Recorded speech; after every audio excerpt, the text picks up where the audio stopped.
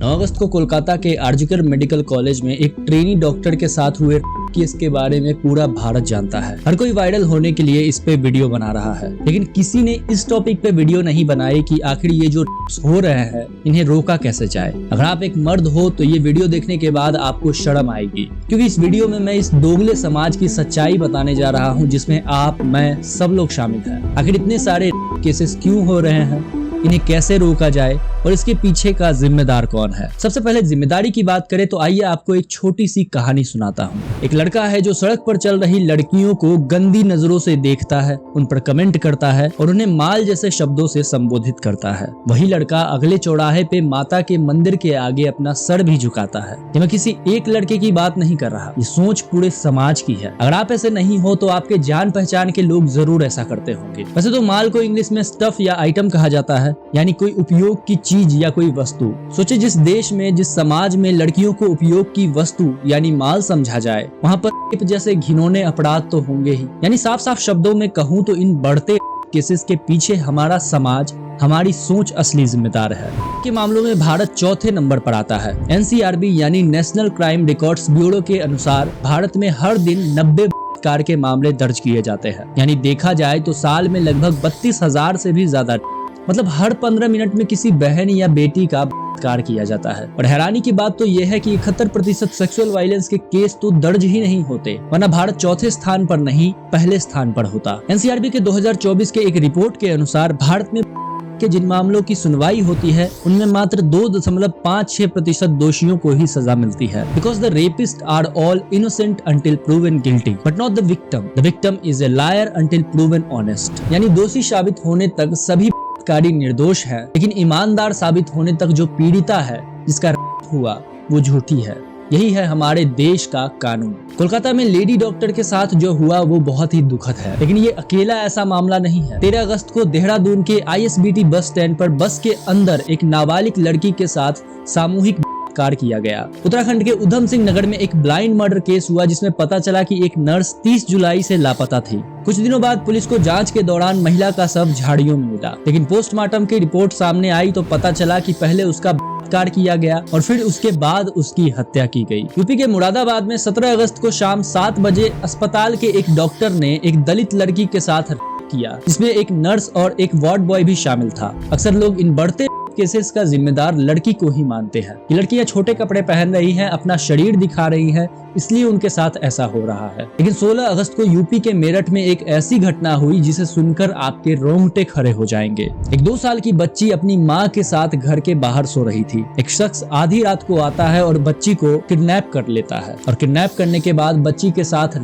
कर उसकी हत्या कर देता है। एक 2 साल की बच्ची जिसे अभी ठीक से बोलना तक नहीं आता, आप सोच कर देखो, आपकी रूह कांप जाएगी। शनिवार 19 अगस्त को राजस्थान के जोधपुर में एक कूड़ा बीनने वाले की 3 साल की बेटी का अपहरण कर उसके साथ बलात्कार किया गया। बच्ची अपनी मां के साथ मंदिर के बाहर फुटपाथ पर सो रही थी और रविवार की सुबह उसके शरीर पर चोट और काटने के निशान मिले। उसकी मेडिकल रिपोर्ट की जांच में बलात्कार की पुष्टि हुई। अभी सबसे ताजा मामला है मध्य प्रदेश के उज्जैन का, जहां 4 सितंबर को खुले सड़क पर एक 45 साल की कूड़ा बीनने वाली महिला का सरेआम दिन के 2 बजे एक 28 साल के लड़के द्वारा किया जाता है। और शर्म की बात तो ये है कि वहाँ खड़े 3-4 लोग उसे रोकने के बजाय उसका वीडियो बनाने लगते हैं। कितने केसेस बताऊं यार, ऐसे हजारों केसेस हैं और ये सारे केसेस तो सिर्फ इसी जुलाई और अगस्त के हैं जो सुर्खियों में आए हैं। इसके अलावा ना जाने कितने ऐसे केसेस होंगे जो या तो समाज में बदनामी के डर से या फिर जबरदस्ती दबाव में आकर दर्ज ही नहीं किए गए होंगे। और इन सभी केसेस में आरोपी को पकड़ लिया गया है और कार्रवाई जारी है, लेकिन उन्हें सजा कब मिलेगी भी या नहीं, इसकी कोई गारंटी नहीं है। यही अगर भारत की जगह सऊदी अरब में होता तो अभी तक सभी अपराधियों को सार्वजनिक रूप से फांसी पर लटका दिया गया होता। ईरान में होता तो 24 घंटे के अंदर पत्थरों से मारकर या फांसी लगाकर अपराधियों को मौत की सजा दी जाती। यही चाइना में होता तो कोई ट्रायल नहीं,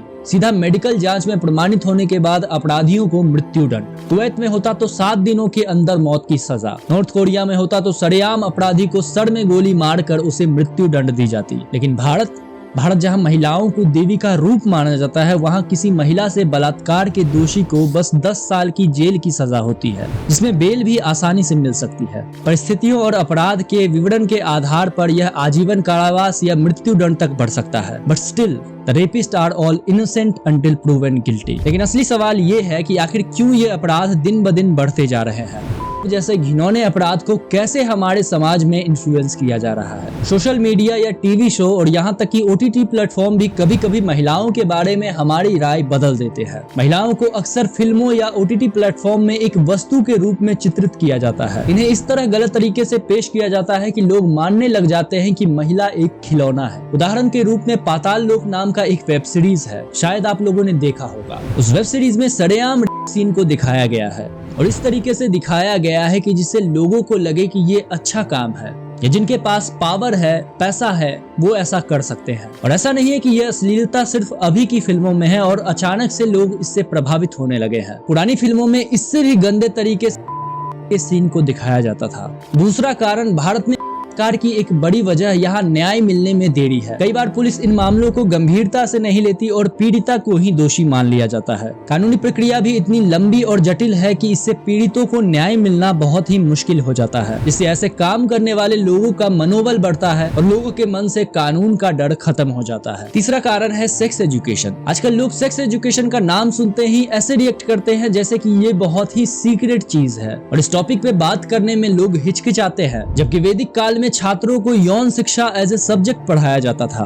खुद ही सोचिए, अगर ये एक हिडन या सीक्रेट टॉपिक होता तो खजुराहो के मंदिरों में बनी मूर्तियां किस चीज को दर्शाती हैं? यौन अपराधों के बारे में सही जानकारी होना बहुत जरूरी है। आज भी यौन शिक्षा की कमी के कारण हमारे समाज में यौन शिक्षा को एक अलग ही नजर से देखा जाता है। इस वजह से उन्हें सही और गलत में फर्क समझ में नहीं आता। चौथा कारण है बचपन में बच्चों को मिलने वाली गलत शिक्षा। कहते हैं बच्चे गीली मिट्टी की तरह होते हैं, उन्हें जिस तरह सींचा जाए, जैसा परवरिश मिलेगा, वे वैसे ही बनेंगे। अगर बच्चों को शुरू से ही महिलाओं का सम्मान करना सिखाया जाए तो वे बड़े होने पर ऐसे गलत काम करने के बारे में बिल्कुल भी नहीं सोचेंगे। इसलिए परिवार का सहयोग और सही शिक्षा देकर ऐसे घिनौने अपराध को कम किया जा सकता है। पांचवा कारण है बढ़ती हुई पोर्नोग्राफी। आपको बता दूं कि भारत इंटरनेट पर एडल्ट कंटेंट देखने में चौथे नंबर पर आता है, इसमें बच्चे भी शामिल हैं। आजकल के माँ बाप बच्चों को किताब देने से पहले उनके हाथ में स्मार्टफोन पकड़ा देते हैं। जब यही बच्चे 12 से 14 साल के होते हैं तब उनके शरीर में हार्मोनल चेंजेस होते हैं। इस वजह से उनमें ये सब चीजें देखने और इसे सीखने की क्यूरियोसिटी होती है। और सोचिए, अगर वो ऐसा करेंगे तो बड़े होने के बाद उनकी मानसिक स्थिति क्या होगी? क्या वो आम लोगों की तरह सोच पाएंगे? ये सारे तो बढ़ते हुए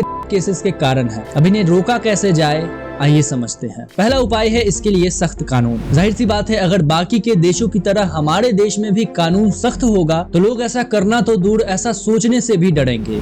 एक गंभीर अपराध है और ऐसा करने वालों का कोई ट्रायल नहीं होना चाहिए। मेडिकल के द्वारा अपराध सिद्ध होने के बाद सीधा डेथ पेनल्टी ही मिलनी चाहिए, चाहे वो जैसे भी मिले। और इस बात का भी ध्यान रखा जाए कि कितना भी बड़ा नेता, मंत्री या उनके रिश्तेदार हो, इन सभी के लिए सजा एक ही हो और इन्हें बचाने वाले को भी उतना ही जिम्मेदार माना जाएगा जितना दोषी को माना जाएगा। फिर देखिए कैसे रेप के केसेस कम होते हैं। दूसरा उपाय है कानूनी प्रक्रिया में तेजी लाया जाए और बलात्कार के केसेस की सुनवाई हमेशा फास्ट ट्रैक कोर्ट में ही हो, क्योंकि न्याय में देरी होने पर पीड़िता को आघात पहुंचता है और इससे अपराधियों का मनोबल भी बढ़ता है। तीसरा उपाय है नॉर्मलाइज, यानी रेप और इसके लिए मिलने वाले दंड की जानकारी हर एक इंसान को पता होना चाहिए। जिस तरह सिगरेट, तंबाकू, इन सभी के एड्स टीवी और सोशल मीडिया पर दिखाए जाते हैं और बताया जाता है कि इनका सेवन करने से कैंसर होता है, उसी तरह सरकार को mainstream media, social media, newspaper, हर जगह पर एडवर्टाइजमेंट कराना चाहिए कि एक जघन्य अपराध है और इसकी एकमात्र सजा मृत्यु दंड है। महिलाओं का सम्मान करे और अपने परिवार का भी सोचे। यकीन मानिए, ऐसा करने पर 90% केस अपने आप कम हो जाएंगे। चौथा उपाय है अश्लील कंटेंट पर सख्त सेंसरशिप। आप लोग सोच रहे होंगे कि इस वीडियो में जितने भी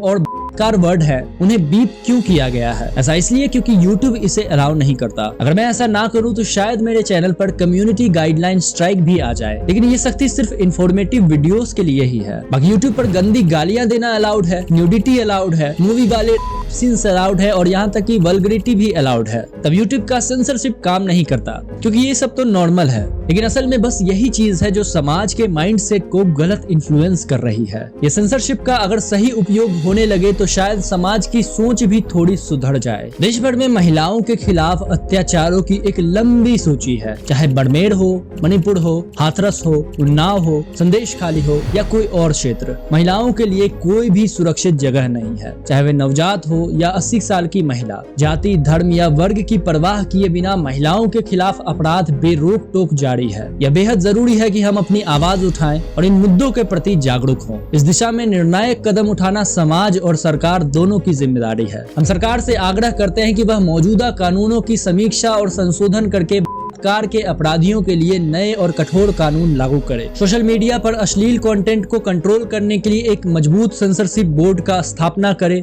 एक तेज और निष्पक्ष न्यायिक प्रक्रिया सुनिश्चित करके तत्काल कार्रवाई करे और लोगों के बीच इसको लेकर जागरूकता पैदा करने के लिए बलात्कार और इससे मिलने वाले दंड को एडवर्टाइजमेंट के माध्यम से लोगों तक पहुंचाए। जय हिंद, जय श्री राम।